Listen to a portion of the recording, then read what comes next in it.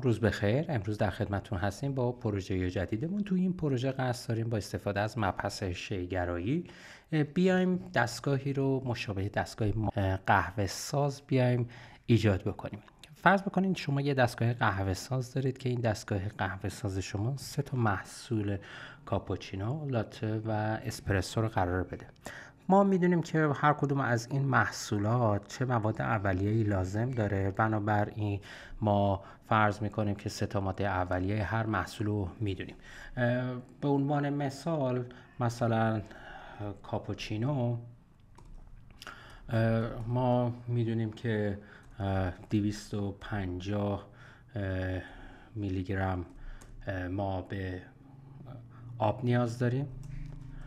بعد و برای شیر هم تقریبا 100 میلی گرم و هم شیر و قهوه هم 24 میلی گرم ما قهوه هم لازم داریم. خب پس به این ترتیب ما قهوه 24 میلی گرم اضافه. این محصول اولمون. بعد میایم سراغ لاته. لاته ما 200 میلی گرم آب لازم داریم. بعد 150 میلی گرم شیر لازم داریم و قهوه هم همون 24 میلی گرم لازم داریم. محصول سوممون اسپرسوه که برای اسپرسو ما فقط آب و قهوه نیاز داریم. به 50 میلی گرم آب و 18 میلی گرم قهوه نیاز داریم. خب با توجه به اینکه دستگاهمون قراره برای این پولی رو دریافت بکنه، ما برای کاپوچینو مثلا قیمت 2.3 دلار، برای این یکی لاتمون 2.5 دلار و برای اسپرسومون هم 1 دلار در نظر میگیریم. خب حالا من میخوام ماشینی رو طراحی بکنم که اول از همه بتونم مقادیر اولیه محصول رو بدم. فرض بکنید که ما یک چی داریم که میتونه مقدار اولیه‌ای که داره آب، مخزن آب، شیر و قهوه مخازن جداگانه داره و به محض که ما محصولمون باید چک بکنیم که هر محصولی که سفارش میدیم اول از همه این مخزن خالی نشده باشه، یعنی بعد از اینکه ما این مواد اولیه رو داخل مخزن داشتیم بیاد محصول تولید بکنه. و ضمن اینکه توی قدم بعدی میخوایم که وقتی قیمتش رو پرداخت کرد و بعد بیاد محصول رو تولید بکنه و در زمانی که کنسل کرد محصول تولید نشه و پول به مشتری برگرده.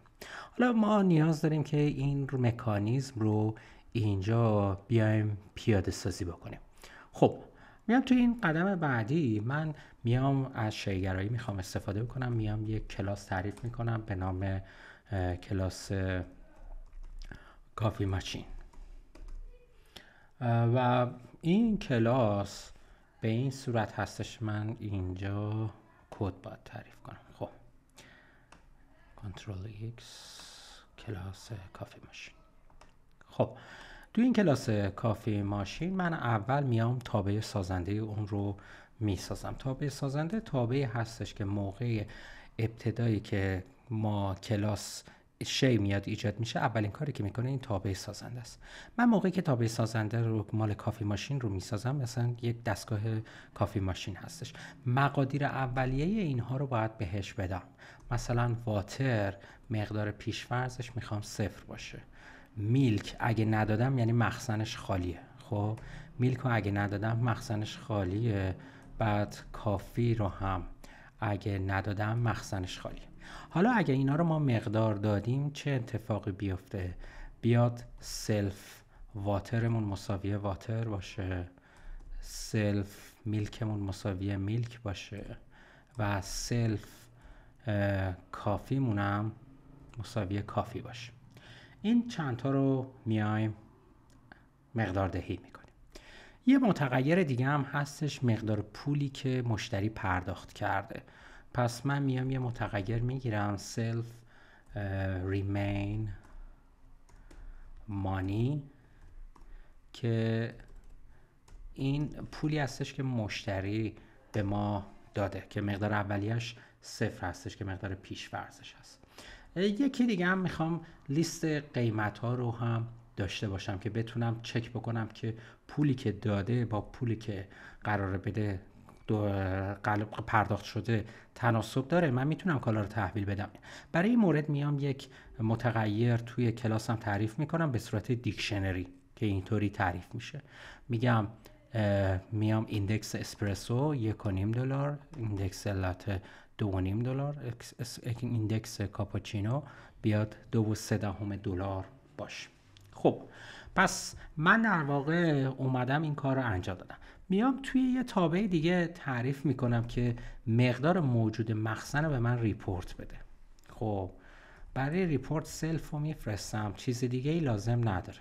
فقط موقعی که میخوام چاپ بکنه میگم یه پیام رو به این صورت چاپ بکن. پیام میخوام به صورت چند خطی باشه. خب برای همین با 3 تا کوتیشن اینو میام جدا میکنم تا پیام من به صورت چند خطی اینجا دیده بشه. میام توی پیامم اینجا میگم که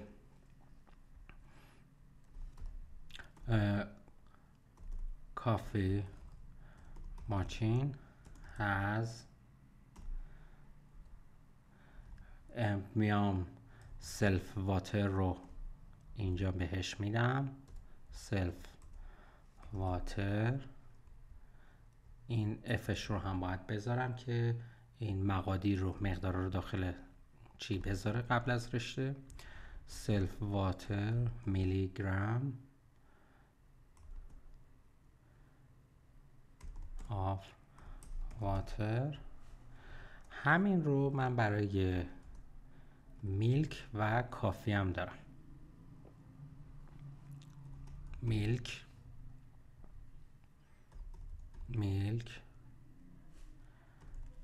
کافی. خب پس ریپورت هم اینجا میدم، میام اجراش میکنم. میام توی برنامه اصلی و من میگم COM کافی ماشین هست، از جنس کلاس میام براش تعریف میکنم. خب میام مقدار میدم، میگم مقدار اولیه مخازنش رو مشخص میکنم. میگم واترش تقریبا مثلا 2000، بعد کافیش هست اونم 2000، میلکش هم هست 2000. خب و اینجا میگم ریپورت هم بده، COM ریپورت هم به هم بده. خب ببینم اجراش چجوری میشه. ریپورت رو به هم میده، میگه که کافی ماشینت این موارد داده. پس من کافی ماشینی که ایجاد کردم مخازن مقدار اولیش رو عوض بکنم، توی ریپورت هم این دیده میشه. 3000 کردم مقدار آبش رو و اینجا هم 3000 شد. خب پس این قدم اول هستش. قدم بعدیمون این هستش که میخوایم توابعی بسازیم که بیاد کاپوچینو، لاته و اسپرسو رو برامون درست بکنه. خب و من باید بدونم که بر اساس عددی که اینجا دادم بیام از ظرفیت مخزن، اگه کاپوچینو سفارش داده شده مثلا به ازای هر کاپوچینو 250 میلی گرم آب، 100 میلی گرم شیر و 24 میلی گرم کافی رو از مخزن کم بکنم. میام یه تابع دیگه اینجا تعریف میکنم، میام میگم def make کاپوچینو، سلف رو براش میفرستم. خب بیاد یه چیزی رو چک بکنم. من لازم استش که مخزنم رو بیام چک بکنم برای کاپوچینو. 3 تا شرط باید مخزن داشته باشه تا من بتونم کاپوچینو رو بسازم. 3 تا شرط هم اینه که آبم بزرگتر از 250 باشه، شیرم بیشتر از 100 باشه و قهوه‌م هم بیشتر از 20 باشه. اگه بیشتر از اینا باشه من میتونم این کار رو انجام بدم. یعنی کاپوچینو رو بسازم. پس میام میگم سلف واتر 250 تا ازش کم بشه، سلف میلک 100 تا ازش کم بشه، سلف کافی هم 24 تا ازش کم بشه. خب حالا من خواهم پیغام بدم که پیغام من حاوی این باشه که کاپوچینو درست شده و ما میخوایم که کاپوچینو رو بیایم تحویل بدیم. خب من میام چیکار میکنم؟ تو پیغامم میگم پرینت کنه، پیام مناسب رو بهش میدم. Please enjoy your cup of cappuccino و میام از ایموجی قهوه استفاده میکنم. برای ایموجی قهوه شما میتونید از یونیکود چی هم استفاده بکنید، یونیکود 2615 هم استفاده بکنید. خب یعنی به جای این بزنید /u 2615 و اون رو چاپ بکنید. خب من از ایموجی قهوه استفاده میکنم. حالا اگه قهوه نداشت چه اتفاقی میفته؟ اینها توی تانکمون موجود نبود، میایم چیکار میکنیم؟ یه else میذاریم و اینجا پیامی رو چاپ میکنیم که منابعمون کافی نیست. Sorry, we don't have enough resources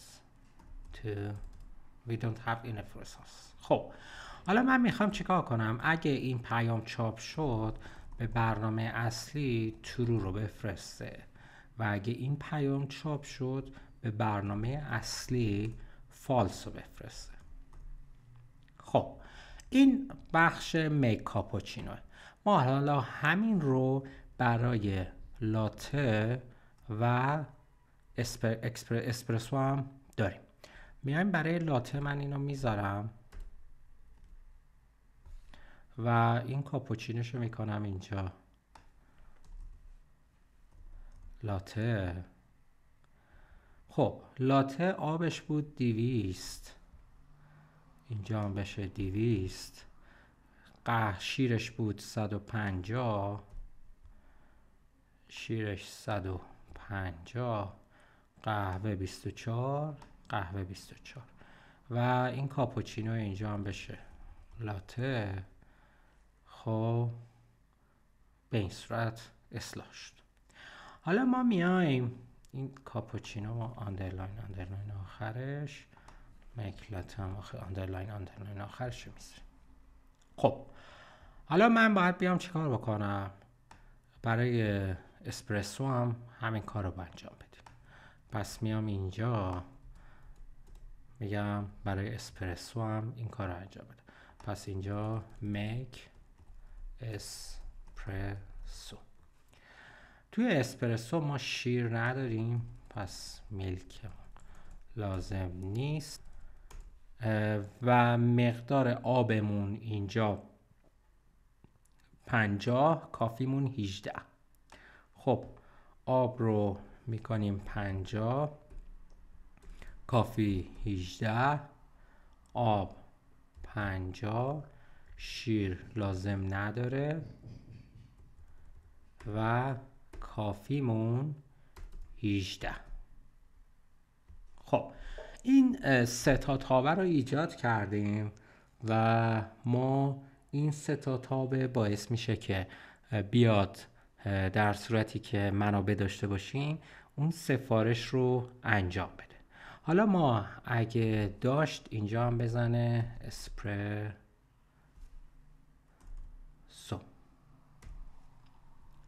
خب پس به این ترتیب اینو اینجا به دست آوردیم. حالا کاری که من میخوام انجام بدم گرفتن سفارشه یعنی ما میخوایم سفارش انجام بدیم و این سفارش از مشتری بگیریم. فعلا هنوز بحث پرداختش مطرح نیستش. من میام اینجا میگم اوردر، خب، و سلف رو براش میفرستم. توی اوردرش میام اول سوال میکنم، میگم بیاد چی کار بکنه، سفارش بده. توی سفارشم میگم یکی از این 3 تا آیتم رو انتخاب بکنه. خب پس یکی از این 3 تا آیتم انتخاب بشه و اینپوت بگیره.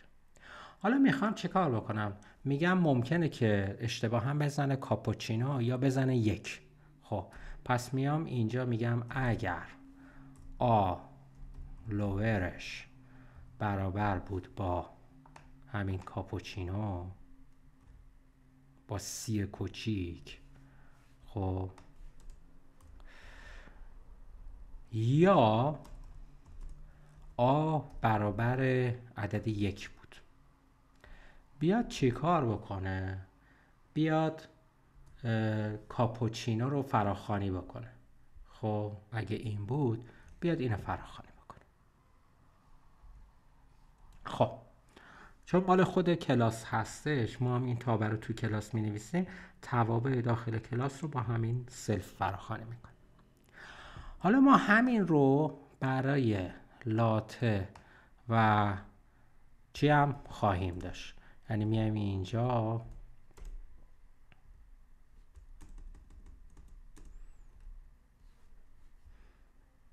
برای لاته عدد 2، برای اسپرسو یا اسپرسو بزنه یا عدد 3، بعد برای لاته تابع میک لاته رو فراخوانی بکنه، برای اسپرسو هم میک اسپرسو رو فراخوانی بکنه. خب پس این توابع رو فراخوانی میکنه. حالا توابع که تموم شد، ما باید از مشتریمون تشکر بکنیم و بیایم یه پیغام مناسب تعریف کنیم، پرینت کنیم که یعنی نشون میدیم کار تموم شده. Time for using our services. خب پس به این ترتیب من اینو دارم. حالا میام اوردر رو میذارم، میگم COM اوردر، خب سفارش بگیره. خب آلوور، من پرانتز باز بسته لوور رو نذاشتم. اینجا اینا هم 2 مساویه، خوب شد اینا رو هم دیدم، باز خطا اینا هم رخ میداد.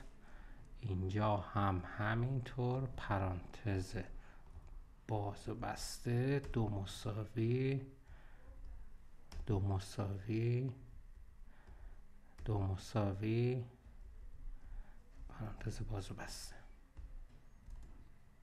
خب اوردرش اومد، خطا بازم داد، یه جایی ما باز 1 مساوی، خب اینجا هم 2 مساوی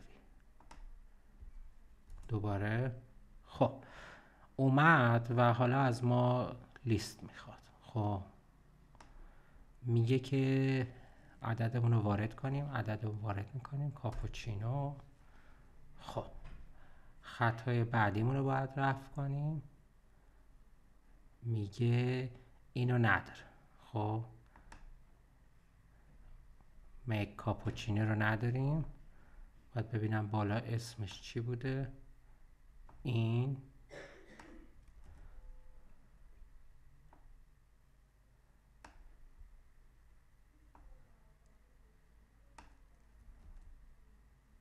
کاپوچینو بوده، با او نوشته بودم. خب 1 Please enjoy your cup of cappuccino.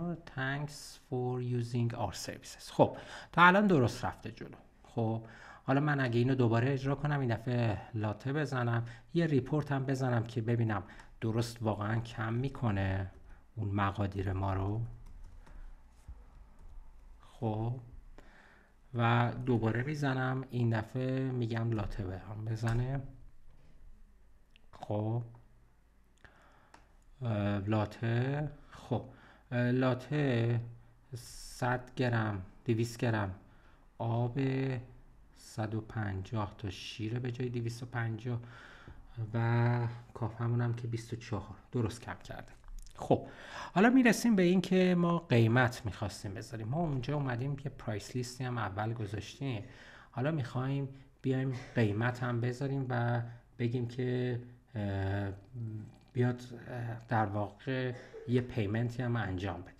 خب من میام اینجا یک پیمنت رو کنترل میکنم که مشتری من اگه پیمنت انجام داد بتونه این کنترل بشه. میام پیمنتش رو، تابع پیمنت رو میذارم، یه سلف، یه قیمت چیه محصول پروداکت پرایس، پروداکت نیم، اسم محصولم رو میفرستم، یکی هم قیمت محصول رو مینویسم، پروداکت پرایسش رو میفرستم. خب این دوتا رو میفرستم.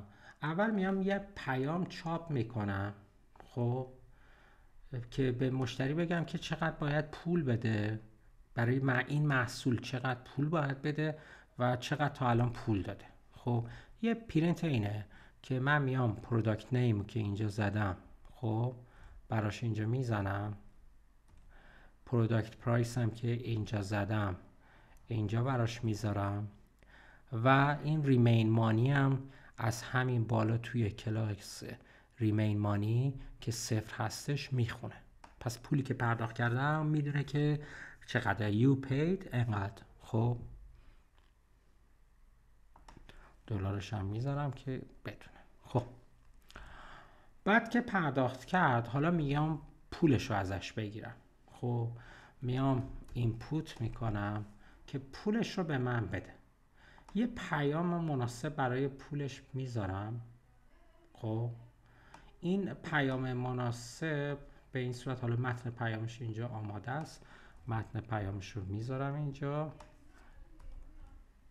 خب که مقدار بزنه یا کنسل کنه. خب حالا اگه اومد مقدار زد یا کنسل کرد، خب میاد چی کار میکنیم؟ میایم شرطی میذاریم که حالا فرضاً فعلا کنسل فعال نمیکنیم. میایم میگیم اگر آیی که وارد کرد ایز دیجیت بود، خب اون یعنی عددی وارد کرد، بیا چه کار بکنه؟ بیاد کنترل بکنه سلف ریمین مانی رو، بیاد به اضافه مساوی بکنه با اینت عددی که وارد کرده.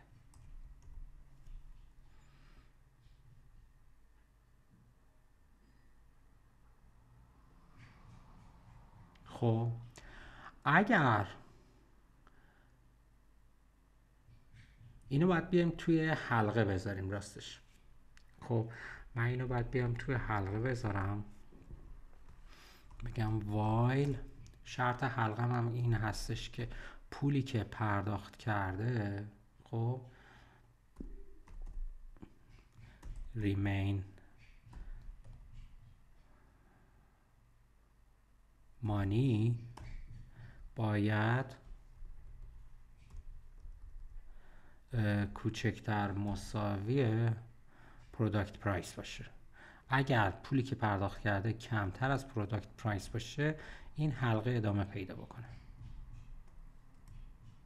خب این شرط ادامه پیدا میکنه و تا زمانی که این اتفاق بیفته. به محضی که این اتفاق میفته در واقع برگشت میکنه به برنامه اصلی. حالا من کاری که باید بکنم این هستش که توی اوردر من بیام اول پیمنت رو انجام بدم.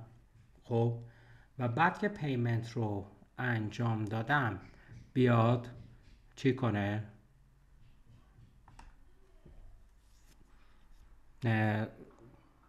برس اوردر رو انجام بده. خب وقتی حلقه بشکنه بیاد بیرون، خب من یه الس لازم دارم. خب برای این وایلم که اگه حلقه شکست بیومد بیرون ریترن کنه ترو رو. حالا اگه اومد کنسل زد، نخواست پرداخت بکنه، if a لورش مساوی چی بود؟ کنسلد بود. خب بیاد ریترن کنه فالس رو. خب پس اگه ترو بود یعنی پرداخت کامل شده، حلقه شکسته کامل اومده بیرون که شرط من برقرار شده باعث شده حلقه بشکنه، ترو رو برمیگردونه. اگر هم به هر دلیلی چی شد کنسل و زد فالس برمیگردونه. خب و حلقه میاد بیرون.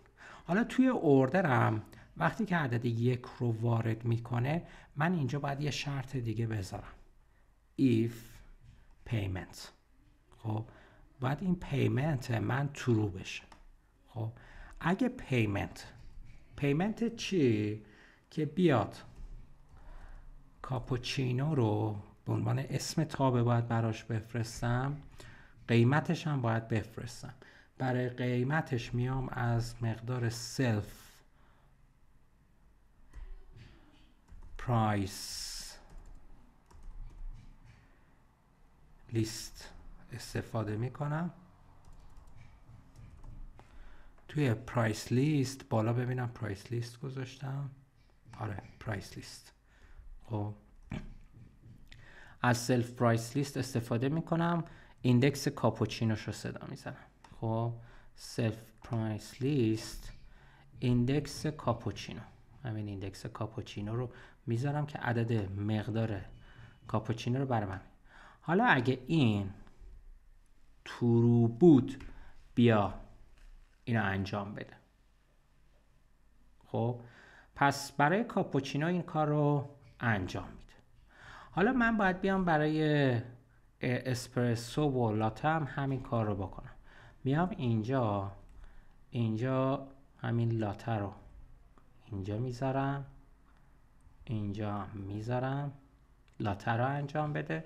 اگه ترو بود سلف لاته بکنه. بعد میام اینجا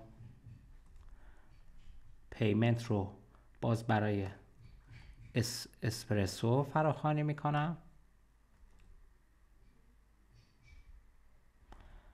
اسم اسپرسو رو برای پیمنت میفرستم، قیمت اسپرسو رو هم برای پیمنت میفرستم.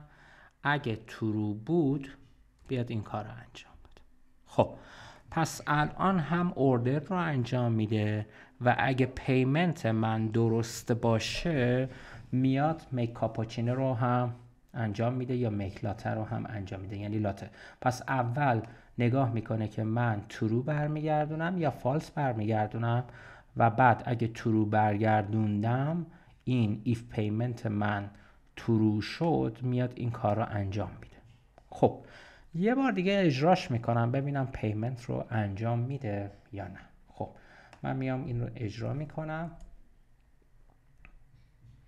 از من سفارش رو میخواد، میگم 1. خب اینجا به من میگه پیمنت رو تعریف نکردم. خب اشتباهی که ما اینجا انجام دادیم باید چون تابع داخل خود متد کلاسمون هستش ما سلف دات باید بذاریم. خب سلف دات پیمنت تابع بیرون کلاسمون نیست و ما دوباره باید اون رو فراخوانی بکنیم. خب پس سلف پیمنت رو اینجا میذارم، دوباره اجراش میکنم. 1. خب میگه که فول پرایس رو باید پرداخت بکنید. خب من 1 میزنم. نکنید قیمت کاپوچینو 2 و 3 بوده، الان 1 پرداخت کردم، اینجا 1 زده. خب یه 1 دیگه میزنم. 2 و 3 بوده، من 2 پرداخت کردم. حالا یه 1 دیگه بزنم، یعنی $1 دادم. اینجا میاد چی کار میکنه؟ میگه خب 3 بزرگتر از 2 و 3 میشه، باید اینجا قبول کنه. خب اینجا از من قبول کرد، گفتش که خب از کاپوچیناتون لذت ببرین، ممنون از سرویس ما استفاده کردین، ظرفیت باقی مونده منابعمون رو به همون نشون میده. خب حالا من اگه بخوام پول مشتری رو برگردونم چه اتفاقی میفته؟ چون ما 2 و 3 بوده، ما $3 دادیم، $0.7 باقی مونده و من باید برگردونم. میام اینجا باید حساب بکنم که پول مشتری، چون وقتی کالا رو بهش میدی از پولش باید قیمت کالا رو کم بکنیم. میام چیکار میکنم؟ میگم سلف ریمین مانی رو، خب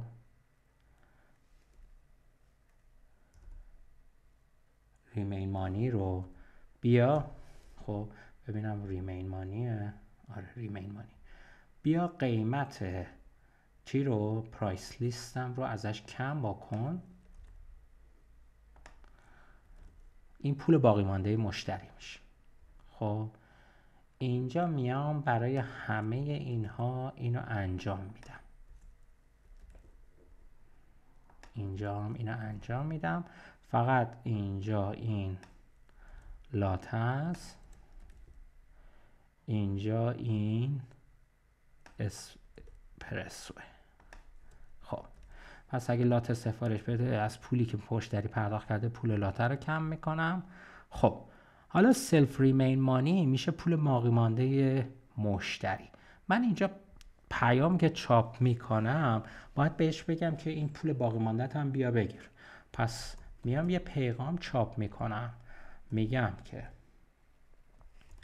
your remaining is about، بعد این ریمین مانی رو براش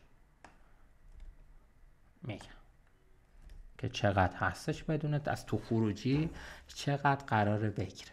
خب پس پول مشتری رو هم گرفته، پول کالا رو از وقتی که میاد کالا رو تولید میکنه اینجا ترو میشه، پس کاپوچینو رو ساخته، پول کاپوچینو رو میاد از پولی که واریز کرده کم میکنه، اون چیزی که باقی میماند پولی هستش که باید دستگاه به مشتری برگردونه.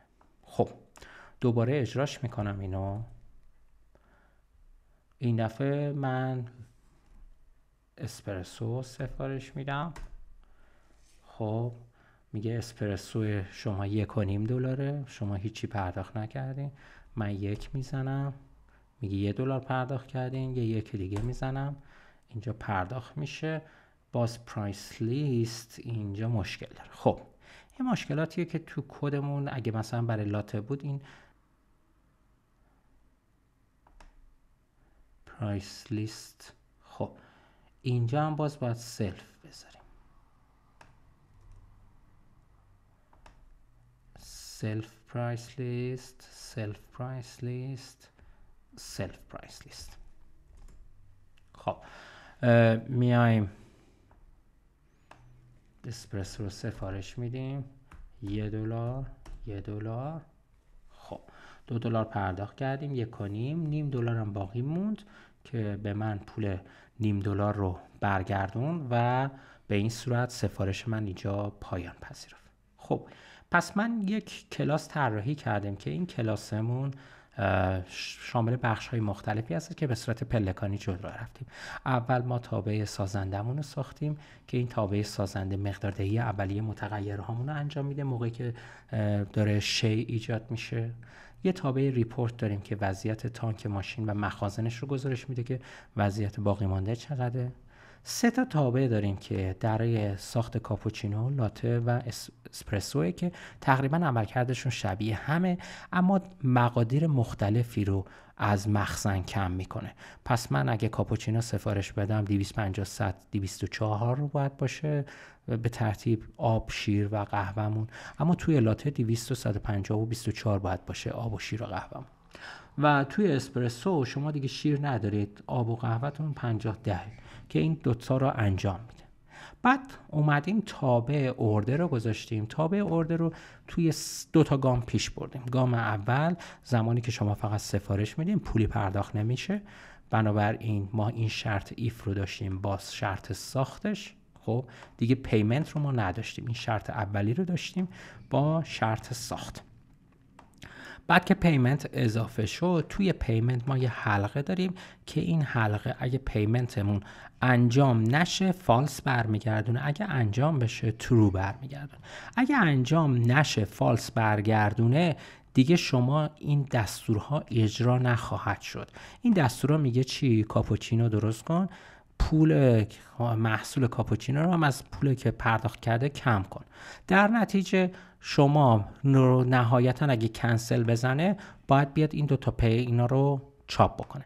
من الان باید بیام کنسلش هم چک بکنم ببینم کنسلش هم درست کار میکنه، یعنی فقط پیغام بده و پولی که من پرداخت کردم رو برگردونه. میام دوباره اجراش میکنم. این دفعه میام عدد مثلا 1 رو میزنم، اینجا به من میگه میتونی کنسل هم بکنی. خب من میام اینجا میزنم کنسل، خب و کنسلش میکنه. خب و چیزی برای من درست نمیکنه. خب ریمینینگ اما 0 گذاشته، در حالی که چون من پولی پرداخت نکردم. اگه من پول پرداخت بکنم و ریمینینگ من مقدار میگیره. خب پس محصولی تولید نشده و اتوماتیک کنسل شده. خب پس به این ترتیب ما این پروژه مربوط به کافی ماشین رو اینجا به این صورت اومدیم نوشتیم و اجرا کردیم. دقت بکنید برای حل مسئله بزرگ شما همیشه برید سراغ روش تقسیم و غلبه. مسئله رو به مسائل کوچیک بشکنید، گام به گام اون رو حل بکنید تا مسئله بزرگ شما حل بشه. خب این پروژه امروزمون هم که پروژه 5ممون بود از 100 پروژه‌ای که قرار هست انجام بدیم، این پروژه هم اینجا به پایان میرسه. روز همگی عزیزان خوش و خدا نگهدار.